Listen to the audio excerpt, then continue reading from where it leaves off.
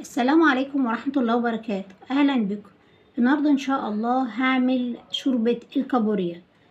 عندي كابوريا جايباها طازة، ريحتها جميلة جدا. غسلتها ونضفتها.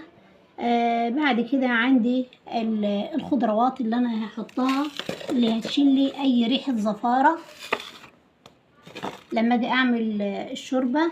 عندي بصلة متقطعة 4/4، وعندي 3 فصوص توم، وجزر متقطع شرايح، وعندي بصل اخضر قطعتين بالشكل ده، وعندي خضرة علشان تشيل برضو ريحة الزفارة، وعندي ليمون وطماطمية برضو هنقطعها 4/4. والبهارات اللي عندي ملح وفلفل وكمون وجنزبيل وكزبرة وحبهان، وعندي اللوري.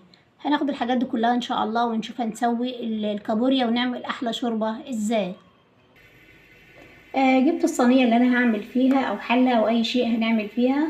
وجبت نص معلقة مادة دهنية. انا مبحطش اكتر من نص معلقة في اي حاجة في الطبيخ علشان الدهون دي الطريقة. ازود الدهون ليه؟ تسبيح الدهون. انزل بالبصلة تتشوح تشويحتين. بعد كده فصوص الثوم اللي هي المتقطعة تتشوح تشويحتين، ثم الجزر شرايح وياخدوا تشويحتين. بعد كده بقية المكونات تستخدم تشويحتين. انزل بالبهارات والملح بالشكل ده. شميت ريحة البهارات والخضار دبل بالشكل ده. هقوم هرص الكابوريا في قلب الصينية بالشكل ده.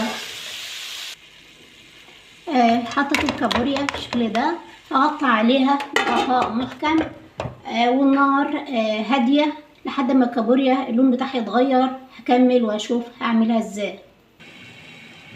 الكابوريا بعد ما اغير لونها بالشكل ده بتستوي بالخضار اللي موجود، بغلي ميه وبحط الميه على الكابوريا علشان اخد احلى شوربه. كده نسيبها بقى تكمل سواها ونغطي عليها تستوي ونشوف هنقدمها ازاي. اخر حاجه بحط عصره الليمونه بالشكل ده. ودي طريقتي في عمايل شوربه الكابوريا، جميله جدا. ممكن نشربها كده وممكن نضيف كريمة أو لبن. أنا هضيف ليها اللبن. اللي عاوز يشرب كابوريا شوربة عادية، شوربة باللبن أو الكريمة تبقى